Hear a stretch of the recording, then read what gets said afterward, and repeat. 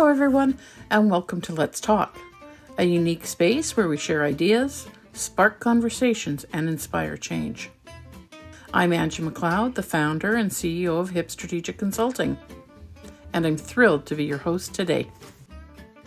At HIP, we believe in the power of collaboration and dialogue to drive positive change in the nonprofit sector. Today, we have gathered an incredible group of leaders passionate about making a difference. Our goal is simple: to foster a safe space where ideas flow freely, where innovation takes root, and where we collectively inspire change. Throughout this session, we'll dive into various topics that matter to us as changemakers, from effective strategies for community engagement to leveraging community relationships for greater impact. This is not just a talk, it's a conversation. Don't hesitate to share your thoughts, experiences, and innovative ideas. We want to hear from you. Let's make this an interactive and dynamic exchange that inspires and motivates us all to drive positive change in our organizations. Remember, the power to create a better future lies within each of us. By coming together today, we're taking a crucial step towards building a stronger, more connected nonprofit community.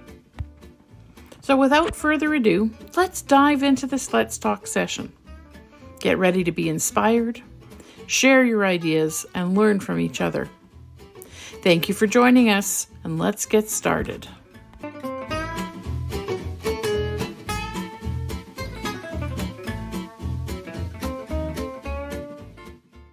Everybody, and thank you for coming to my 20th anniversary celebration. I am so excited. It has been a fantastic 20 years, as I've already mentioned, working alongside women like yourselves and the men in the industry as well. Has been just inspirational, and I really couldn't have asked for a better journey.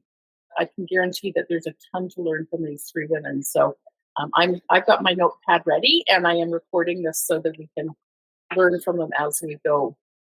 Thank you for everybody for coming out. I'm calling today's session a Let's Talk session, and really it's about sharing ideas and inspiring change. And that's something that I think I will probably continue as an ongoing sort of resource, gathering some industry leaders together and picking their brains and saying, here's some more information for everybody involved. So let me introduce our panelists.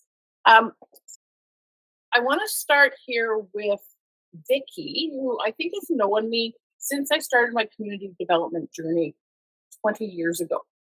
When I first came into Maple Ridge and I was looking at my first community development contract, it was building community solutions. And so Vicki's known me for a while, and I worked alongside her on a number of different projects. And every time I've worked with Vicki, I've been absolutely inspired just by her leadership and her ability to leave her agenda aside to look at the bigger community picture. Mm-hmm. And so that's something that for me has been really essential and something I've taken from Vicki's leadership. Now, recently I understand that Cythera Transition House has also come under Vicki's leadership. Laura is somebody that I've known for quite a while as well. I'd say about 15 years. And we met, I believe, through the community network, and have been connecting since then. And I think when we started out, Laura, you were just stepping into the position of the executive director at the Hospital Foundation. And so Laura is the executive director of our Ridge Meadows Hospital Foundation. And again, go-getter, always involved. I've sat beside her as well on the Maple Ridge Arts Council board. And again, fabulous leader, inspiring change all the time, leading with ease. And, just so professional. So again, just I just want to absorb her vibes. It's like, So really just a fabulous leader as well in our areas. Now, Alice is probably the newest sort of executive director in my network. And Alison and I met probably 6 years ago at a We for She event in Vancouver, which is all about women's empowerment. And she had a table there, and I just stopped by to see what they were doing, what ShEvalesco was all about. And we started chatting. About 3 weeks later, I got a call from her, and she said, "Anne, I'm going to go after a grant. Can you help me out?" And so thus began our journey. That Alison set out with her board to say, "Hey, we want a social enterprise." She's in year 5 now, and they're just launching their social enterprise.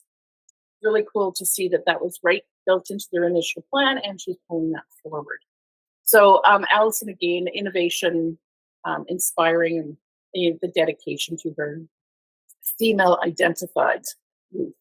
So it's really cool to just listen to her and think, watch your brain process and mull things as she goes. So it's really kind of cool. We're going to dive into some actual introductions where you guys can introduce yourself a little bit more. Tell us a little bit about yourself, your organization, and why you chose to work in nonprofits. So my name's Alison McKenzie. I started ShEvalesco. I'll tell you what that name means because it's very strange. I started at the end of 2017. So we were up and running by early 2018. And where that name comes from is she, representing female identified individuals, which is our primary target of the youth that we work with. And then ShEvalesco is a Latin word, and it means to increase in strength, to prevail, to be worth. So it's sort of a name that no one knows what it means right off the bat, but it's packed with a lot of meaning, and it's reflective of the work that we do in the community. What that work is at its core is a life skill program that aims to fill the gaps in the secondary school system that we see, really relating to those life skills that set folks up for success as they move forward in their career path. So we look at 3 curriculum pillars, which we deliver curriculum directly to youth through. And those 3 pillars are mental health and resilience, financial literacy, and workplace readiness. As Angie mentioned, we're foraying into the world of social enterprise, sort of as we speak. And what that looks like for ShEvalesco is taking our curriculum that we've been facilitating and adapting and improving over the past 5 years, and actually getting it into the form of a curriculum licensing program so that we can empower community organizations to facilitate these strength-based workshops for the youth that they already work with, and they already have these wonderful relationships and trust-based relationships with. I stumbled into this world. I worked in nothing related previously. I worked in male-dominated industries, specifically occupational health and safety, and then software consulting.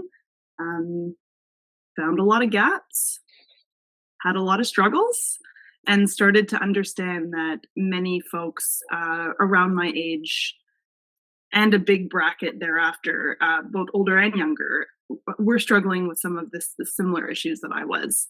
So I sort of naively went into it going, well, I'll just take a few months and do the groundwork and then run a nonprofit on the side. And that was 6 years ago, and that wasn't real. And it's been a full-time endeavor ever since. That's awesome. Thank you, Alison. Okay, Laura, do you want to go next? Sure. So the question is, how did I end up in this field? And it's kind of funny because I always liken it back to the fact I grew up as the child of volunteers. My parents were both active in the community. My dad was a lion, my mom was a lioness, and pretty much for my entire life, that was part of our world. So it was that whole voluntold thing when they needed an extra set of hands. Oh, I've produced 2 children. They will come and join me on whatever activity it needed to be. But what it really did was it sort of, from a very early age, I realized that part of what it means to be a member of a community is to be active in that community, and giving of your time and giving of the skills that you can bring to the table. I did not end up in fundraising purposely. It's not really where I had intended to go. I have a degree in early childhood education. I was a preschool teacher before I had kids of my own. And then quite frankly, once I had my own kids, I could not deal with parenting styles anymore. So I did not go back. I was quite fortunate to be able to stay at home until my youngest was in kindergarten. And then I did night school at Ridge Meadows College, and I took the medical office assistant program, ended up in a doctor's office, and then got a job at the hospital. In between all of that, I was a Toastmaster. And I think I'd always had a certain ability to speak and get my emotions and my feelings and thoughts and connect with people. Toastmasters really sort of helped me hone some of those skills. So when an opportunity came up at the hospital to start an outpatient program for psychiatry, I'm not clinical, I don't know anything about psychiatry, but I had the skills that I needed to put all of transferable skills that I could put to good work.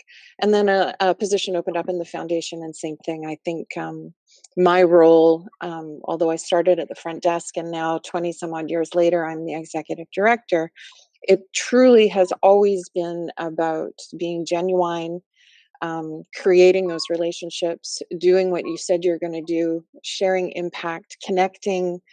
What I always like to say is my job is really the facilitator. I'm in the middle. We have the needs over here and we have the donors over here, and my job is to connect the opportunities to the donors who want to create that impact. So it's storytelling, and it's finding ways to connect. The other thing that I wrote down here is no, that was it. I hit it all. Those are all my buttons. So here I am. But I would just like to say that I've worked alongside Angie at a board level on the Arts Council. She helps steer us through some strategic directions, planning, and I think that's one of Angie's fortes. Thanks, Laura. Greatly appreciate it.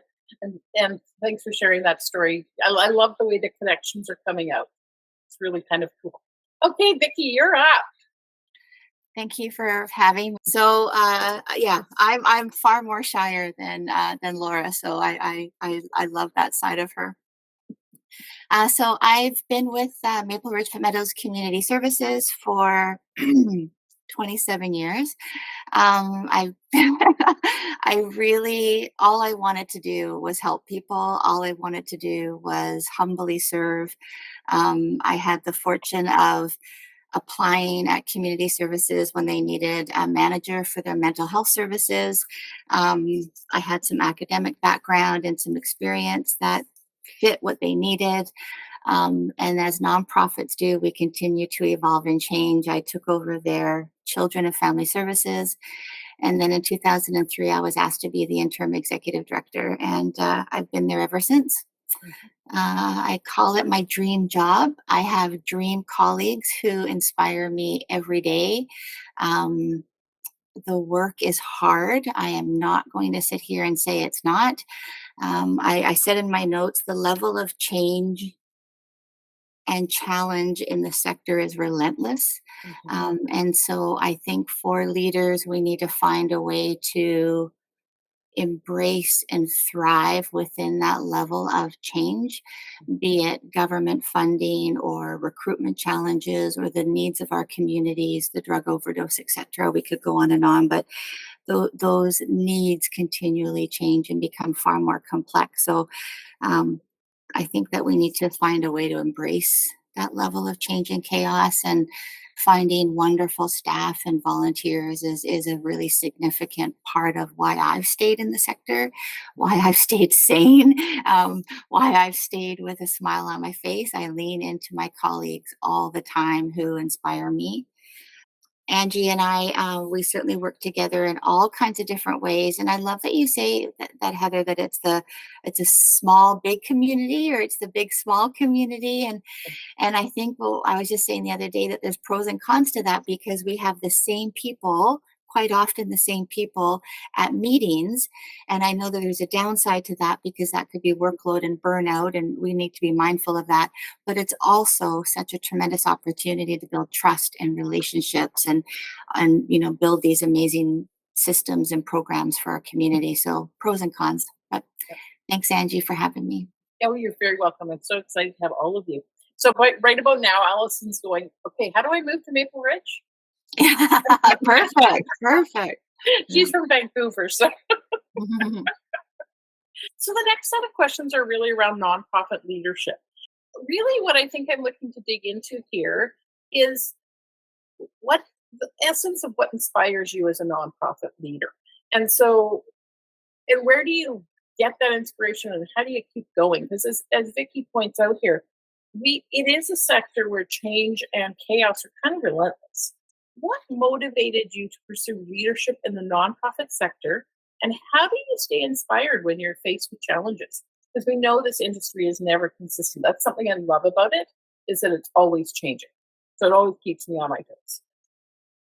I can start. I can start by just sharing what I think what continues to motivate me is, and I think Laura was talking about this in terms of the impact. And when when something can be super challenging, but you have like-minded people who are willing to roll up their sleeves, get the work done, we have a shared vision, and then you see an idea come to fruition in terms of the impact, be it, something as small as building a new program, or something as large for me as building housing, and building a new building for staff. you know I can't think of a better reward for those efforts. Mhm. And then it's not an individualized prize, it's a shared prize where everyone is looking at each other, from donors to volunteers to staff to board members, and we're all like, oh my bloody gosh, I can't believe we did it. And look at the difference that this is making in people's lives. So Yeah. I can't think of a more stronger reinforcement. Yeah. Yeah, no kidding. And so, just so everyone's aware, Vicky spearheaded the building of the community services building on the corner of 228 and I'm going to say Selkirk. Is that correct? Yeah, 119th, yeah, 119th. Yeah. And so, it's how many units does it have in it? 27. 27 units, plus it has commercial space on the bottom, and that's And they for use it. Yeah, and and you use said housing. Yeah. yeah. So it's really kind of cool when you think about this is property that they owned, but they decided to go up and to use that space. And so that was a very long-term project, but very exciting to spearhead, I'm sure. Mhm. Any lessons that you want to share with the group from that experience, Vicki?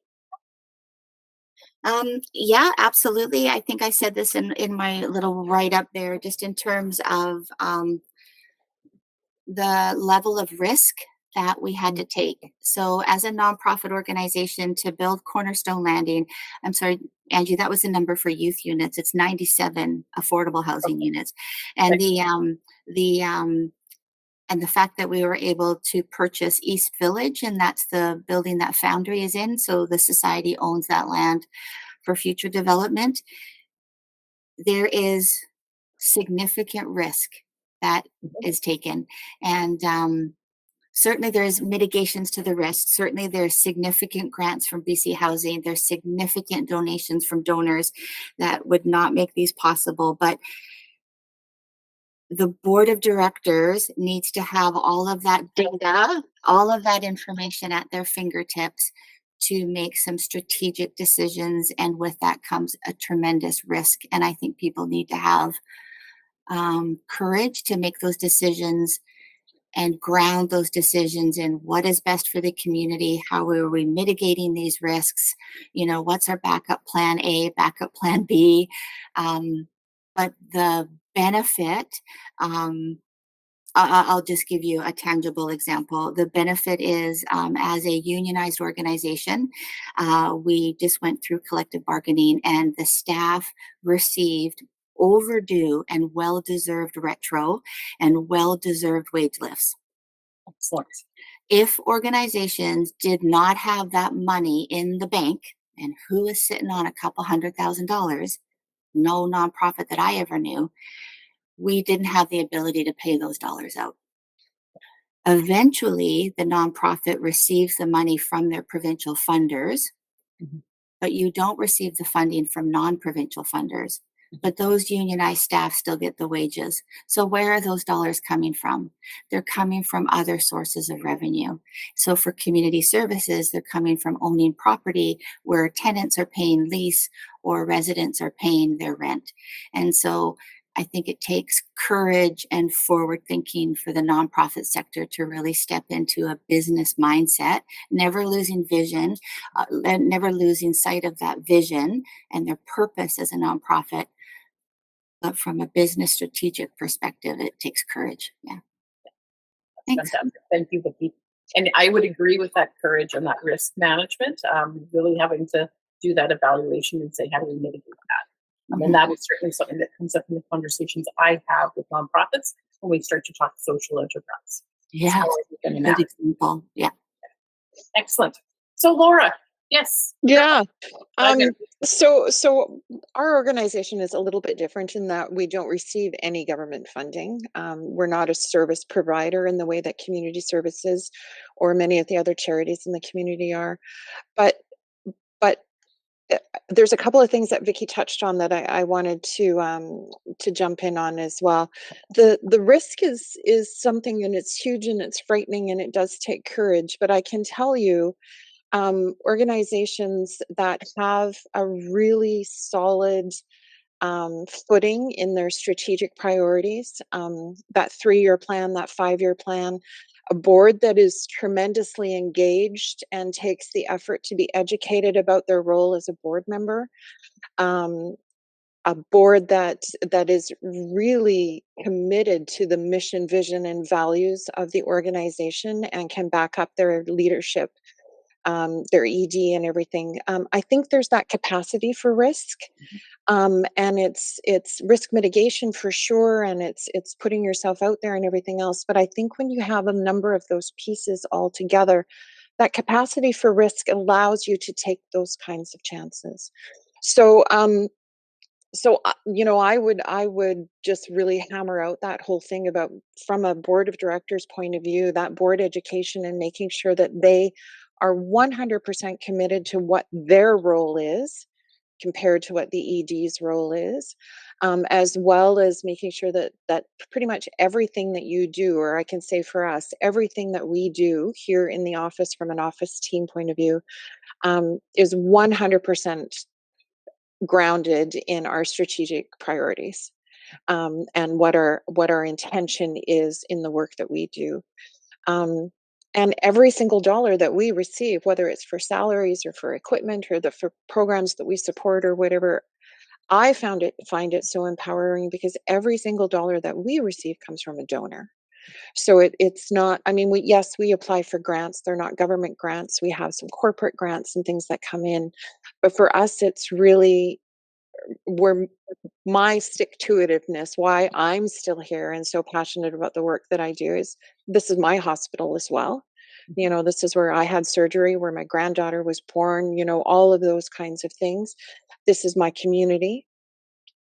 So my reasons for giving, and I am also a supporter, but my reasons for giving are quite often the same kinds of reasons that some of our donors have. They may be completely opposite, and there's so many different reasons why people choose to support. But the hospital is one of those things that is the anchor in a community.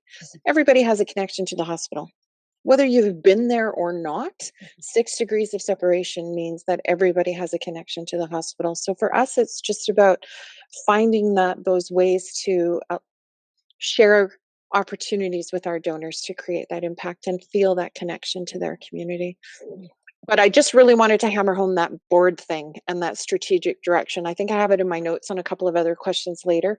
But we as leaders cannot accomplish the things that we accomplish if we have willy-nilly board members who have no idea what their role is.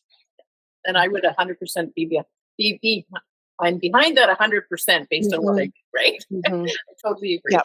Now, whose job is it to educate them? I mean, we need to hook them up with other board members. We need to find ways for them to understand their role. We need to, speak clearly and share risk and share plan B and let them have all the information that they need in order to either um, come, Laura, what would you do? Well, here's what I would do. It's not necessarily the right thing, but let's talk about it, sort of thing. So I think that's part of our role as leaders is presenting those leadership opportunities and that way to be educated and make informed decisions to our board members and our staff for that matter too. 100%. Yeah. So That's awesome. Excellent. Did you have any other thoughts that you wanted to add in terms of what motivated you to pursue leadership in the nonprofit sector? no, except I think it was something that I grew into naturally. I think, when I started in the foundation, I started at the front desk assistant. I was processing all the donations and was that first point of contact for our donors and people coming in. Then I moved into a couple of the other roles, and then when there was a leadership change, I guess almost 6 years ago, it was like, the first time when this is a little bit of here, when Sandy Rankin retired, I thought, geez, I could do that. Yep. But I wasn't in a position where I had the people who make the decisions, which in that case was the board, were thinking, no, maybe not. She's not a Sandy. And then 6 years later, when the position came up again, it wasn't, I think I can do that. This time it was, I know I can do that. And I know I can do a really great job. I also know the board can't just give me that job. I have to go through the process that any other candidate would do. And by golly, I'll have to tell you, I just blew that stuff up. And it had been a long time since I had been in a job interview. But basically that's what I was doing, except with the security of knowing I wasn't going to lose my position that I had if need be. But I went in there guns a-blazing, and I went in with a risk Yeah, exactly. that I challenged the board to take. I went in there with not necessarily a change to our strategic priorities and our mission, vision, values, but certainly another side of that we hadn't been focusing a lot of our resources on. And I just told them, if you put me in this position, this is what I'm going to do. Yeah. And I love that, Laura, because you were looking at where you wanted to be and where you wanted the organization to be. And rather than just going in and say, give me the job, you said, here's my plan. Yeah. You can't compete with that if you're an outsider. No. And it was a pretty good plan. It was a pretty good plan. Yeah, and well, we knocked it off one by one by one by one all the way and you through. know what? I've watched you for years, and that's exactly what you do. You're very, strategic and prioritized, and it's cool to watch. So no, good on you for doing that. Okay, Alison, we're over to you. Same question. What motivated you to pursue leadership in the nonprofit sector, and how do you stay inspired in the face of challenges? I'm going to focus on the second question because I have many challenges. So I have a couple of different thoughts came to me on this one, and one actually, Vicky, was on the back of what you said about leaning into colleagues.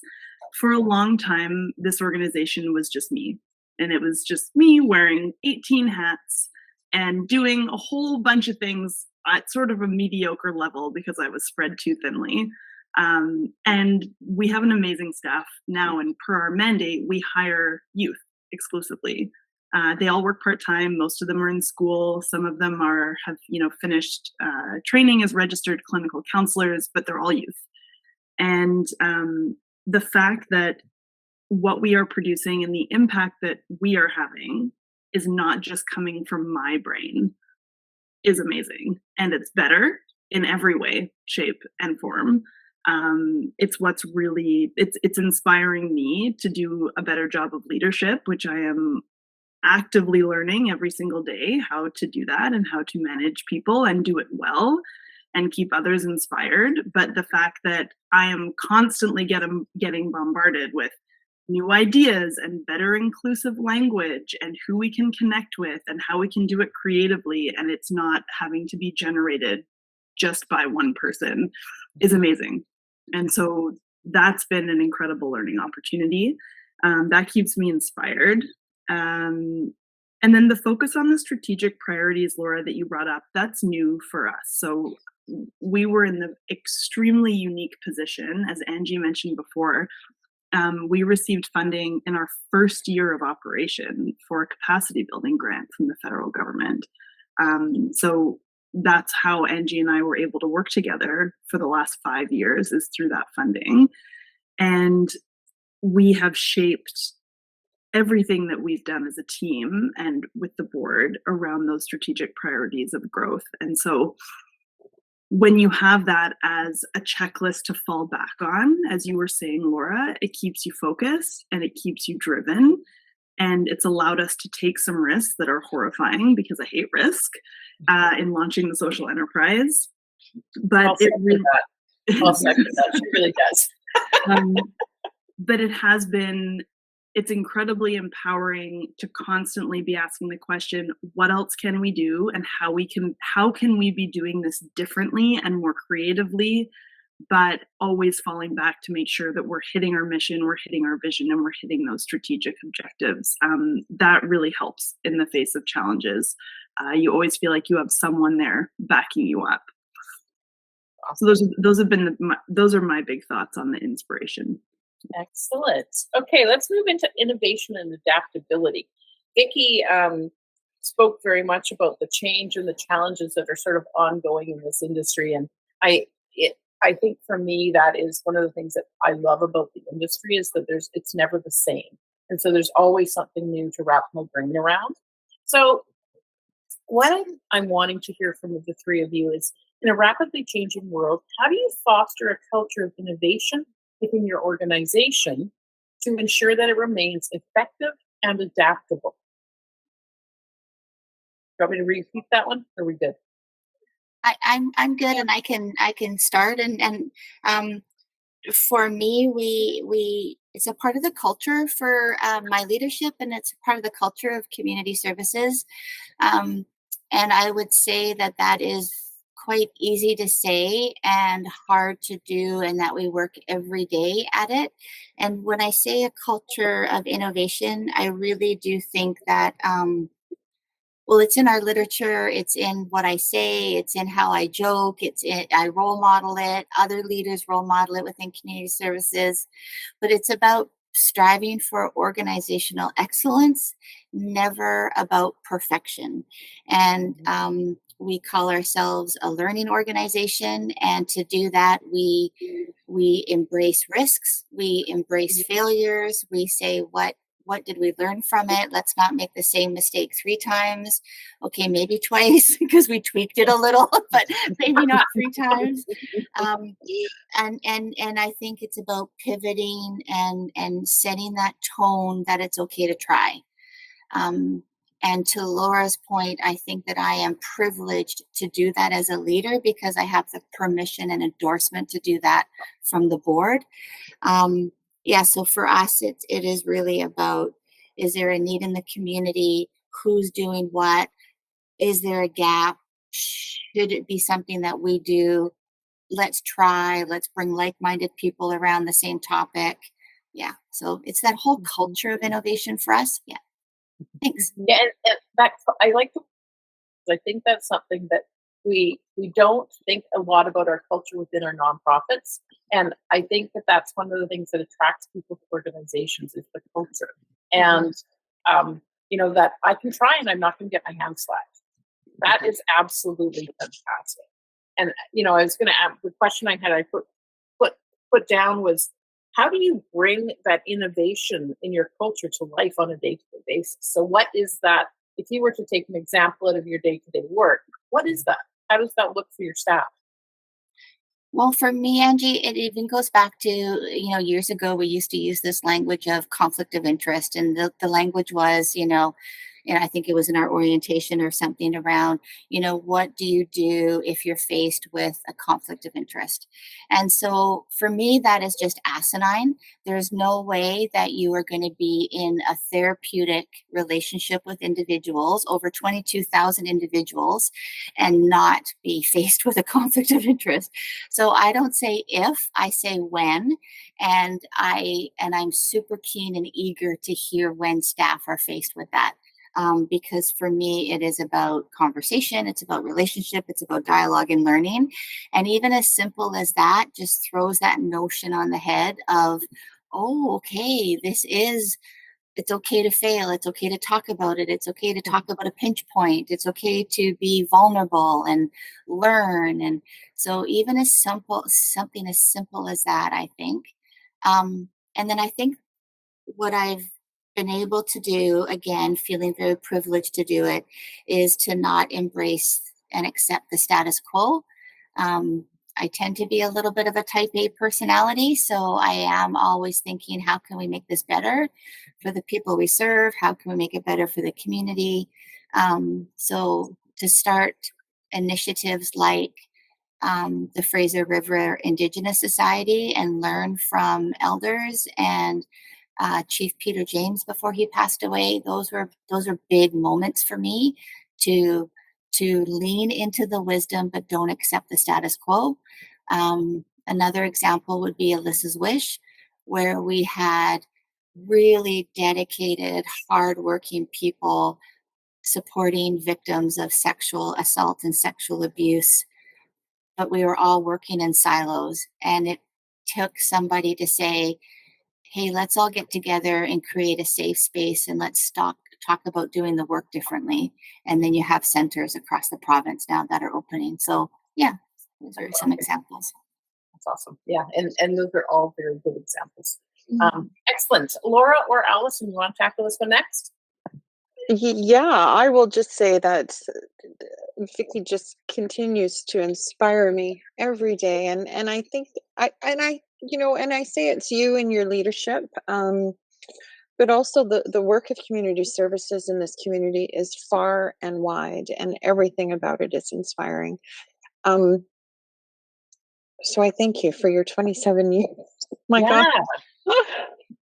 For us, things are, I struggled a little bit with this question, because we are an awful lot, and maybe I just need to get my head around it a little bit differently. But our biggest innovation and our biggest challenge was COVID.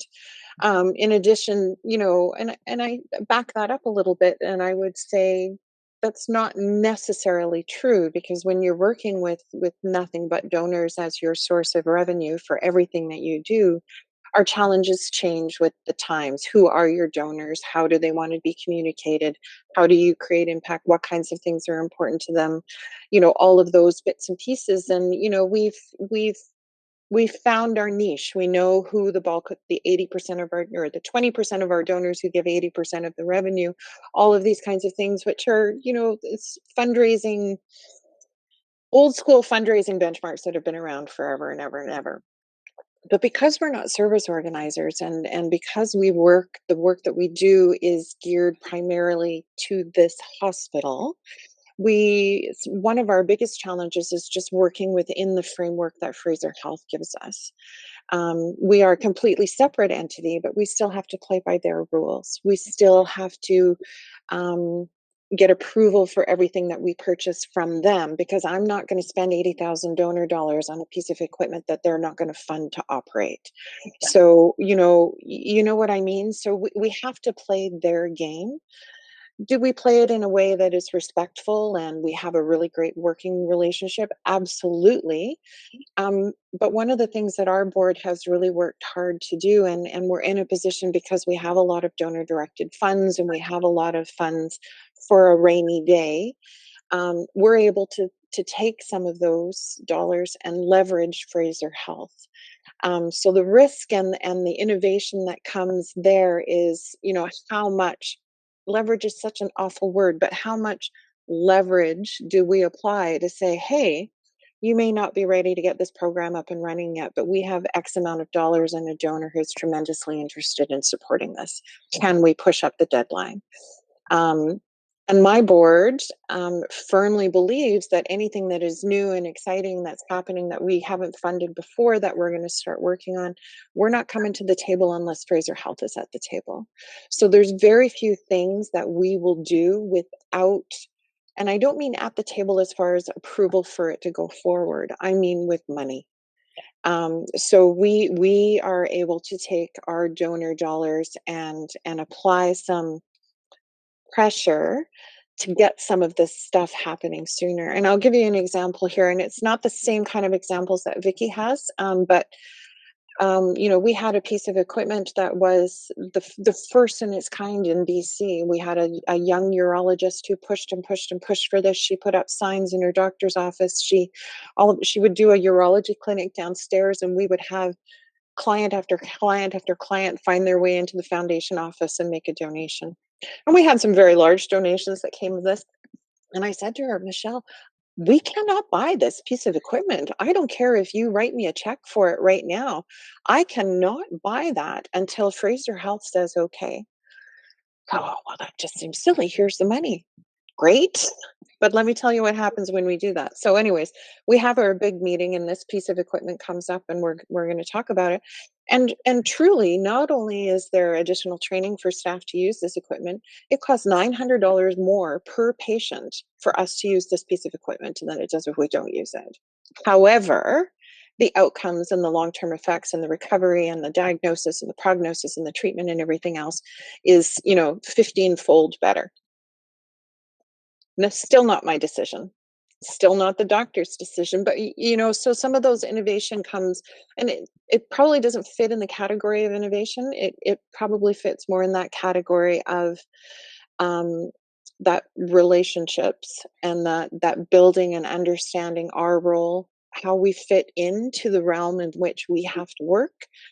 But for me, it all comes down to a board that is willing to take those risks, and a board that is willing to try new things. Yeah. And put their trust and their confidence in understanding how the system works, and also some of that that transparency. If a donor brings money for a program that we don't have, I can't, truthfully, I can't take the money.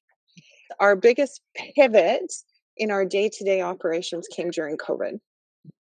We've taken risks. We've gone out on a limb on some of the other things that we've done, but the biggest in your face, like many organizations will do today, change came from COVID. And I think for all of the foundations, hospital foundations and Further Health, absolutely. I think we probably weathered it better than most.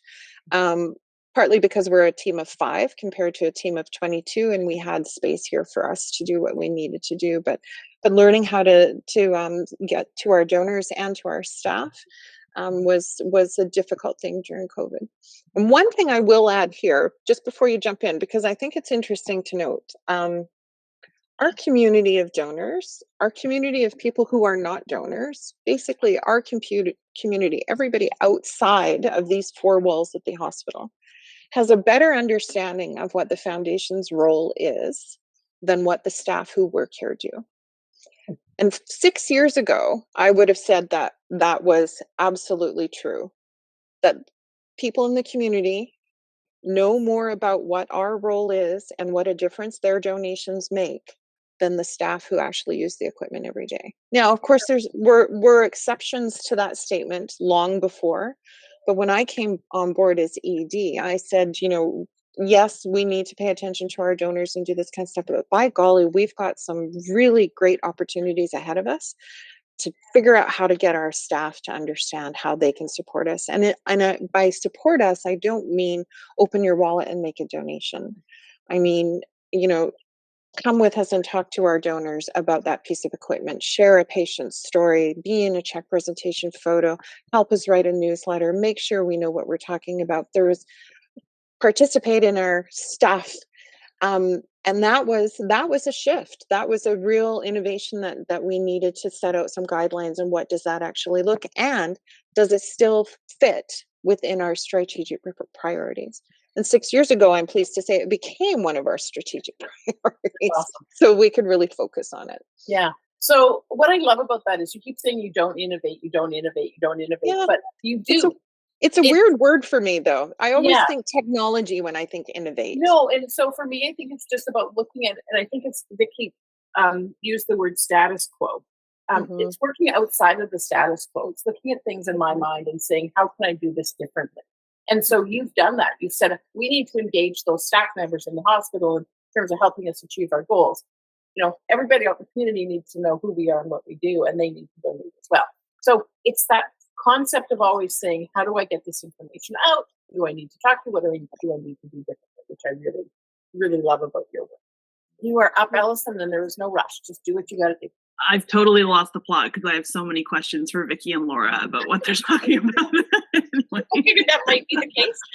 So the question I would ask is, in a rapidly changing world, how do you foster a culture of innovation within your organization to ensure it remains effective and adaptable? Yeah. So I think the way that ShEvalesco handles innovation and adaptability really focuses on, the work that we've put in over the past 5 years has allowed us to be in a position now where we have sort of a core product And we now are just in a everyday innovation place, which is we're firing out in all directions from our team and from everyone involved, including the board, development streams. So with this core product, with this core information that we have, that we know it has a wonderful impact, we know youth love it, we know it's filling a gap, how can we now have an even exponentially greater impact by focusing on the who? And that's been our big innovation change. So as opposed to going out to the community and saying, hello, we have these strength-based, really fun, interactive life skill workshops, now we're tailoring it to different populations to increase that impact. So some examples of that, we work with a program called Girls Who Leap on the downtown east side. So working with a very vulnerable population of young female identified youth, tailoring our curriculum in that way to the different types of projects and community service that they do, which is an incredible amount. We work in partnership with an organization called West Coast Kids Foundation. So they support children and youth who are navigating a cancer or blood diagnosis. So we've developed a life skill program that we do with their children and youth. So we sort of tailor our content to that topic a little bit with the help of subject matter experts. I'm working right now on developing a program specifically for young moms, teenage moms who have had to pull out of high school, and help them with some workplace readiness to get back on track. So that really is it. It's our innovation is taking what we have and taking everything we've built and applying it to folks who can use it and who it can really help. And I think that makes our team feel very excited because we're constantly asking who's next. And some of those programs will flop, but that's okay. Some of them will succeed and have great outcomes. So I just want to clarify here too. So one of the things that I love about ShEvalesco is, well, they deliver the programming in person, like they deliver the programming for the most part. They do it through other agencies. So so Vicky, like Alison came in and did a program with the Foundry. Mm-hmm. So she came to the Foundry where the clients already existed and then delivered the program. And so it's a totally different kind of model.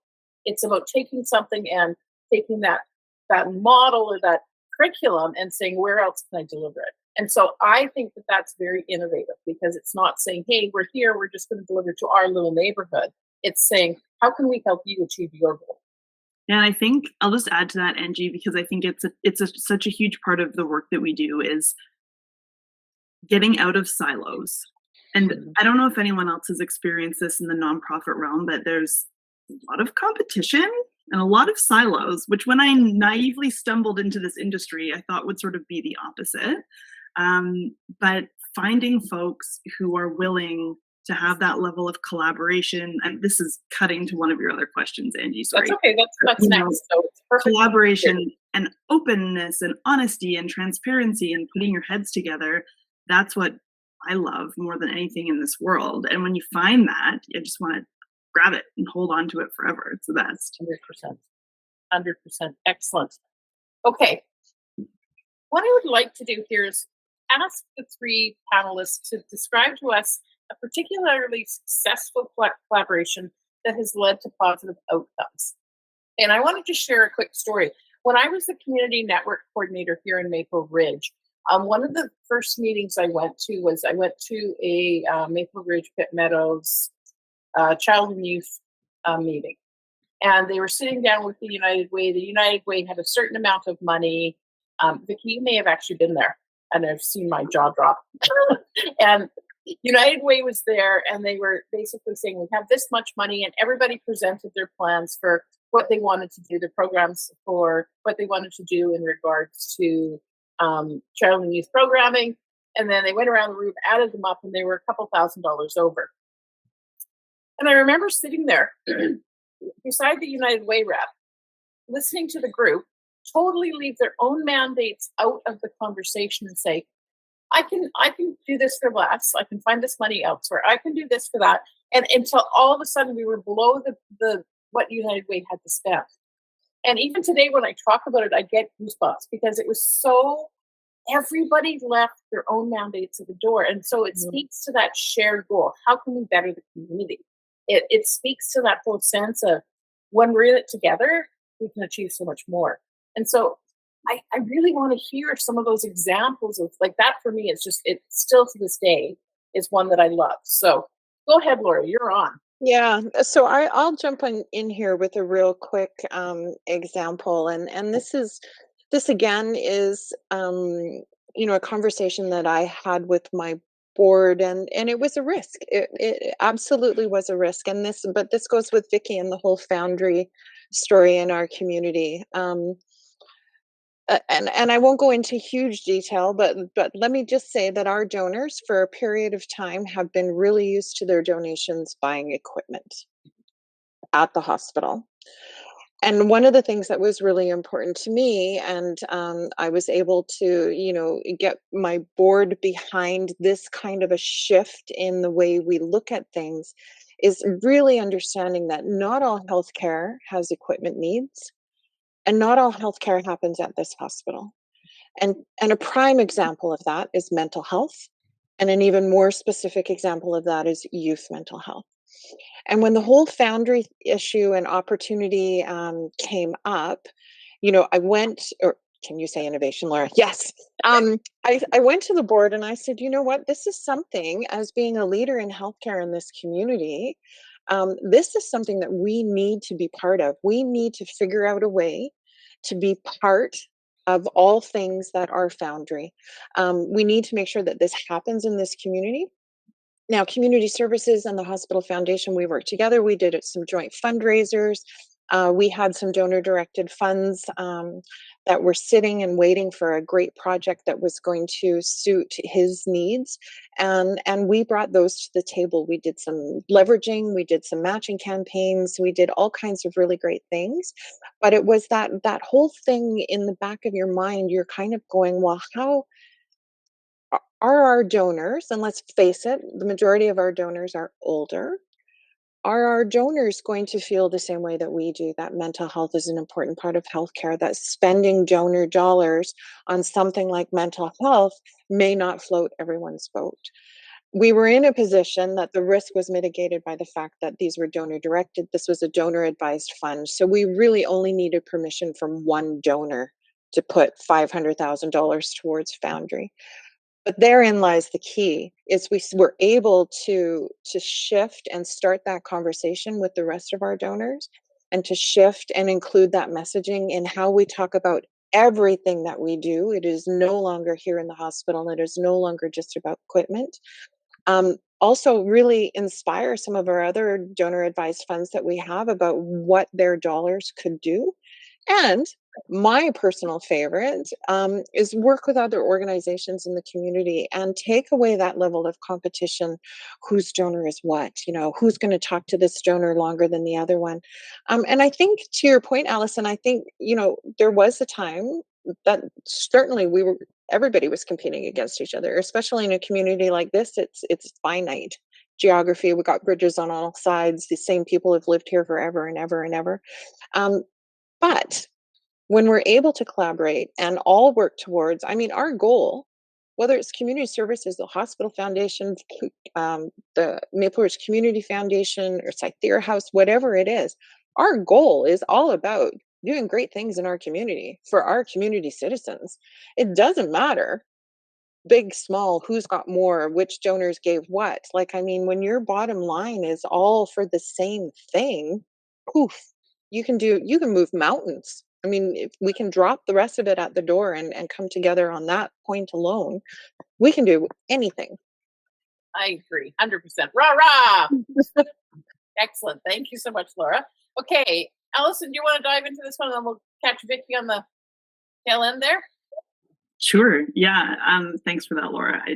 I completely and wholeheartedly agree, and we've seen some incredible things happen when people have had that same attitude. So I love it.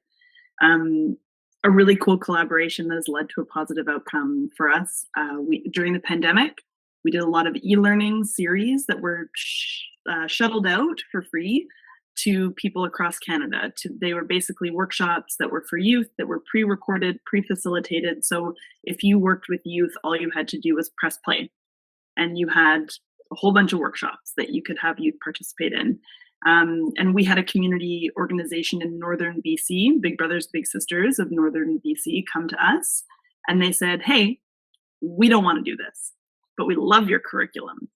So would you work with us to tailor your curriculum to our kids such that we can facilitate the material ourselves? And that was how our social enterprise was born, was an organization saying, we'd love to see it done this way. And our team going, yeah, I think we could do that. Think of all the kids we can help.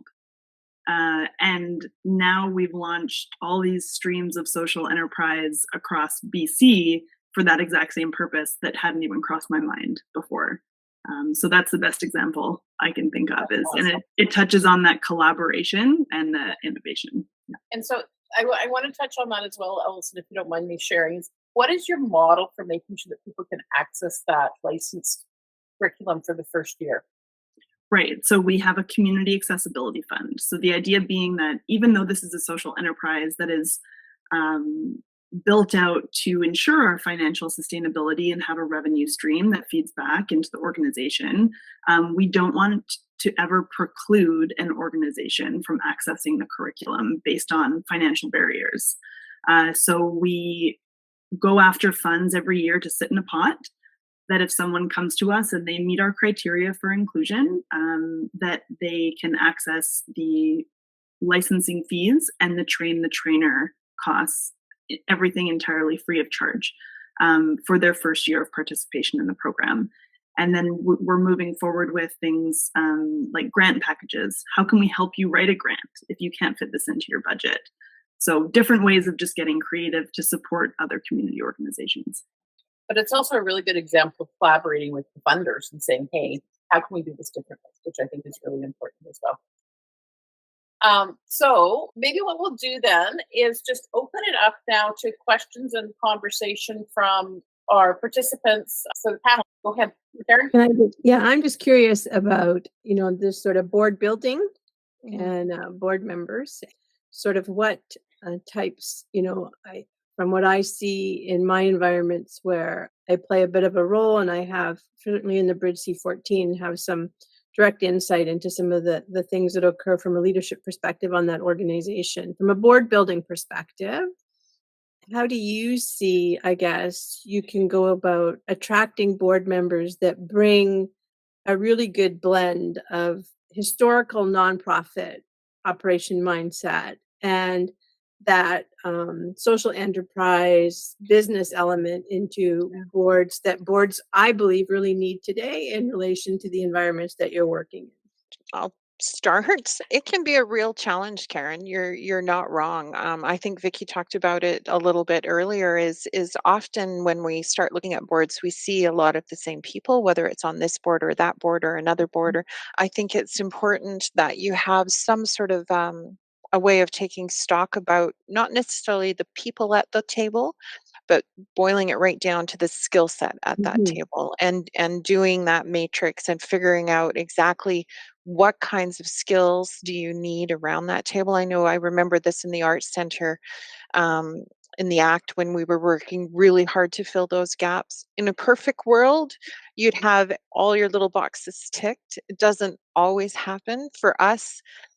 We're in a position now that even if they're not necessarily sitting at our board table, I could pick up the phone and have a conversation with someone who does have those skills and put a scenario in front of them. So then they become more as outside advisors or almost consultants rather than that board.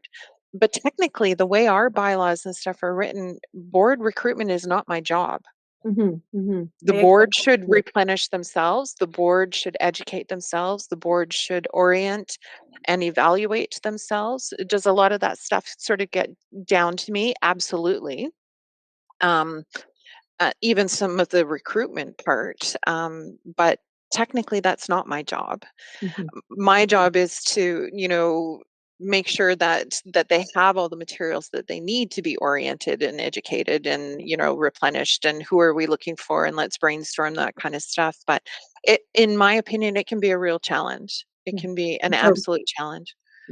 just to be clear, my question wasn't from the basis of a Oh, belief or an idea that that was part of your responsibility, no, but no, no, no.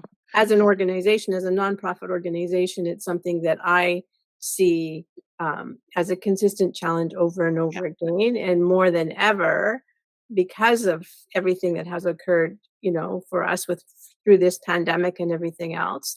That innovation, a little bit more of that corporate mindset or that social enterprise mindset is valuable and necessary at the board level, and in some cases, historically, what you can see is these historical board members who, do the rounds and the rounds, and there's not necessarily always enough of an appetite or a willingness to take risk on the new, right? On doing Yeah, the new. yeah.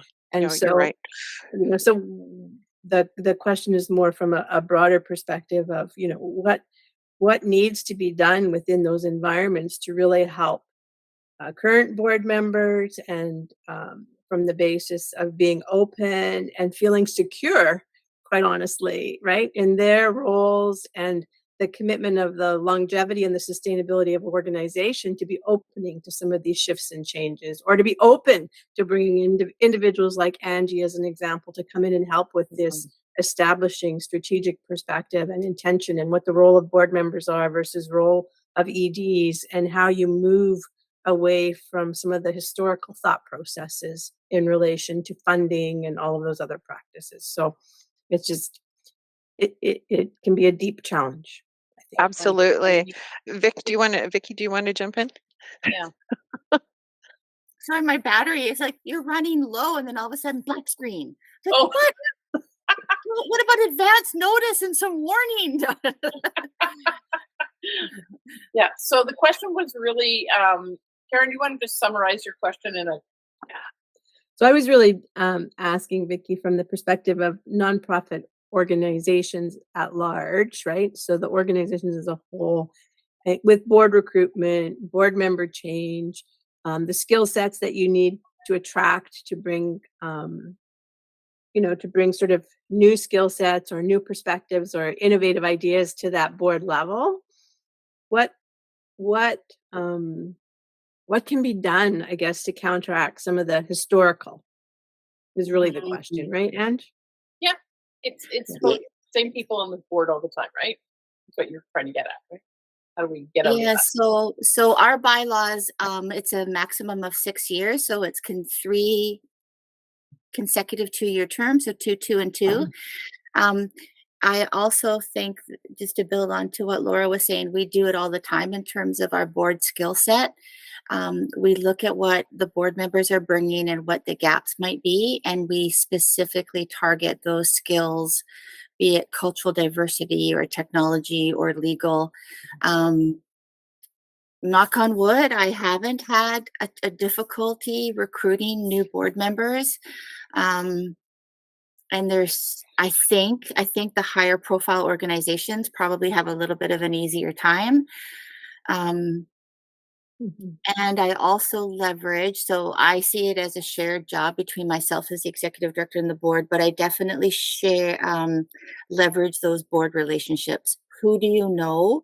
Who is in your networks? Who is in your friend group or your business colleagues that would have that particular skill set? And then, in addition to skill set, Karen, I'm also looking for people who are putting their personal biases aside. So sometimes boards are, they're parent boards or they're people who've received service, and those are wonderful. But I look for that neutral, bird's eye visionary perspective when I'm Mhm. recruiting board members. Yeah. Mhm. Which makes Mhm. sense because again, your board is strategic. They Yeah, shouldn't be and it about really operations. benefit when they stay in that governance level. Yeah. Yeah. Mhm. Mhm. Well, 'cause you've got a solid operational team, right? So led Mhm, by you. mhm. Cool. Okay. Any other questions? It's okay. It's actually more of a comment because it was a fascinating hour and 15 minutes for me. When I first met Angie, and she did work with the farmers market, of course, the farmers market wasn't really clear on the role of board members versus the role of executive director. And Angie really helped to provide that clarity. at least to me. And I remember one of the first things I said to Angie was, wow, it is so, nonprofit is actually so similar to corporate Oh, yeah. in the way that it's set up. Like they're, and so that was a huge learning. But listening to the three of you, Vicki and Laura and Alison, there's two things that are in fact very different. The level of accountability, I really and understand that I have worked for most of my career only Fortune 500 companies, and I've had the privilege of sitting in the president's office and the vice president's office and sitting in those big meetings, many times just taking notes, but nonetheless sitting in those meetings. And the level of accountability of the three of you in your organizations, Jesus Christ, I wish some of those presidents could hear. Yeah. I have accountability written down in my notes. It's interesting that you say that. Yeah. It's really mind-blowing because that doesn't happen in those organizations, not anywhere near the degree it happens. And so the amount of pressure that the three of you must be under day in, day out is astounding to me. Like listening to you guys, I'm like, no, nobody I know could do that. The other thing that's really different is when you guys are talking about risk, right? So a lot of the process, I'm sure, is very much the same because in corporate, there's sometimes they would call it the Bakira project, Bakira process, or there's a Six Sigma process, or there's a gatekeepers process, right? It's all a process of selling internally to the different stakeholders to get your project okay, so you can get the money from the money bags finance guys, so you can get the thing going and you can get out there in the market. And the thing is, by the time you get there and you get the okay and you get the money, you don't really have to worry about one stakeholder that you can't see, and that's the consumer, because at that point you would have done all the market research necessary. Now, sometimes, you could be off and there's a mistake made, like when Coca-Cola went to whatever Coca-Cola it was that nobody liked. I mean, once in a while there's a big F up, but most of the time you're pretty safe. You guys are never safe because after you get the money and after you get the okay, you have a community that doesn't know what was going on. Mm-hmm. That, yeah, you did need to have some buy-in, but you can never get the buy-in of the majority of the community because it just doesn't work that way, right? Mm-hmm. You can have a notice out there and you can invite people to come, but how many people really come? And if the project doesn't work and the community isn't happy, you have a much bigger problem on your hand. Like that's a huge risk. Mm-hmm. And clearly you managed to mitigate very successfully. But again, that's not something that corporate ever sees. Interesting. And that's, to me, just, I pray at your temples. That's all I need to say. That's it. That's all I wanted to say. So I just want to wrap up. Thank you, Vicki, and thank you to Laura and Alison for coming out today to be our panelists. Really appreciated your insights. What I would like to know is, what is the takeaway that everyone's walking away from this session with? What's the biggest learning piece? Let's start with you, Karen.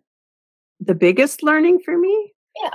I think is I'm pleased to, and this will be some of my personal bias coming out here, quite honestly, but I'm very pleased to see 3 nonprofit leaders who really have social enterprise strategic mindset around the overall viability and sustainability of the organizations that you are leading. This is very encouraging for me. That was fabulous to be witness to today. I chose them carefully. Yeah. We need more of it. That's all I'll say. We need more of it, right? We need more of Angie's work going into nonprofits to create these types of leaders like yourself, Vicki, that are really mindfully and intentionally.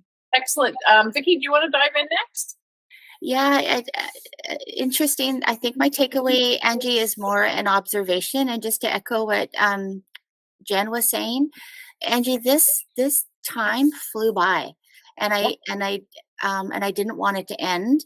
And I'm not young, and I've been doing this work a long time, and I often want meetings to end. So I really did not want this to end. So I think, just as an observation, I would love just for you to maybe plant the seed of what else that could look like to support our community of leaders as we look at retiring and look at changing, and not to put That's something else great. on your plate, but No, it was that's beautiful. It was a beautiful conversation today. Yeah, Wonderful. Yeah, thank you for including me in this. I really liked it. yeah, excellent. Hey, Jen. Yes, I'm just very privileged to live in this community. Yeah, Right? When I meet folks like I've met today. Yeah. I just want to say my takeaway is I am always inspired by every single one of you on this call, and that's nothing new. That's just the reality. But some of the things that we've touched on, and I wish at some points we could have dove in more, like on risk.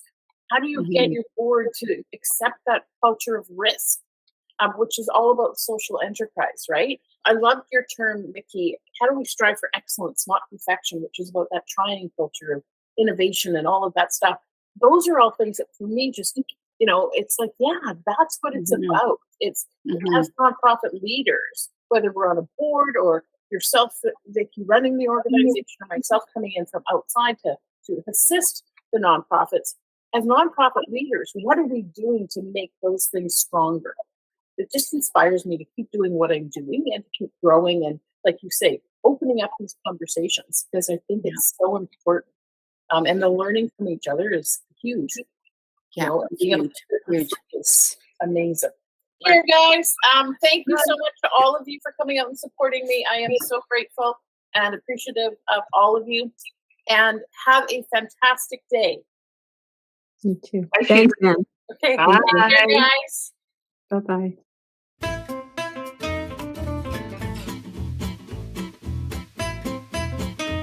Don't ever forget that a small group of thoughtful people can change the world. It's the only thing that ever has. Aaron Sorkin. Are you ready to elevate your nonprofit? If you are, be sure to subscribe to our newsletter to get a burst of inspiration and direction. Access a treasure trove of tips and tools, and exclusive offers that are tailor-made for our subscribers. Be sure to visit hipstrategic.com/e-news sign up to register yourself. Thanks for tuning in. We're not saying goodbye, just see you later. I invite you to stay connected with HIP for more inspiration, updates, and good vibes. Be sure to subscribe to our newsletter and follow us on social media. Let's keep this incredible conversation going. Until next time, stay awesome and keep shining.